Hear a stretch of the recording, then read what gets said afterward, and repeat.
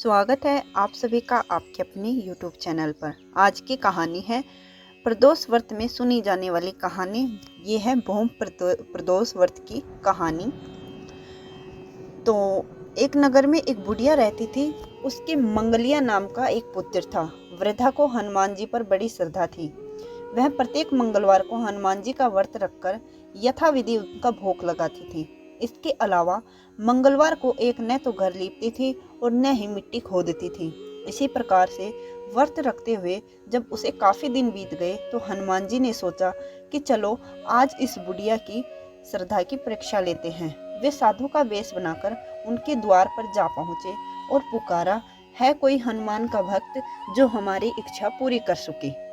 वृद्धा ने यह बात सुनी तो बाहर आई और बोली, महाराज क्या आज्ञा है। साधु का वेश बनाए हुए हनुमान जी बोले, मैं बहुत भूखा हूँ, भोजन करूंगा तो थोड़ी सी जमीन लीप दे। वृद्धा जो बुढ़िया थी वो बहुत ही चिंता में पड़ गई।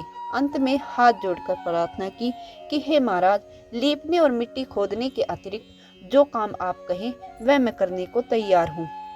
साधु ने 3 बार परीक्षा करने के बाद कहा, तू अपने बेटे को बुला, मैं उसे औंधा लेटाकर उसकी पीठ पर आग जलाकर भोजन बनाऊंगा।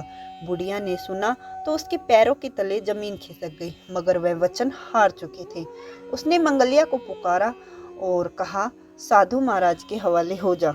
मगर साधु ऐसे ही मानने वाले न थे। उन्होंने बुढ़िया के हाथों से ही मंगलिया को औंधा लिटाकर उसकी पीठ पर आग जला उन्होंने वृद्धा के हाथों से ही मंगलिया को औंधा लिटाकर उसकी पीठ पर आग जलवाई।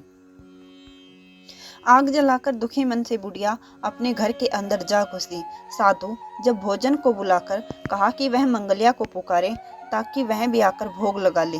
बुढ़िया ने आंसू भरकर कहा, अब उसका नाम लेकर मेरे हृदय को और न दुखाओ। लेकिन साधु महाराज ने बुढ़िया को भोजन के लिए मंगलिया को पुकारना पड़ा। पुकारने की थोड़ी देर थी कि मंगलिया बाहर से हंसता हुआ घर में दौड़ा आया।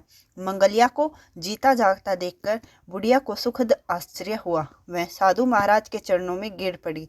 साधु महाराज ने उसे अपने असली रूप में दर्शन दिए।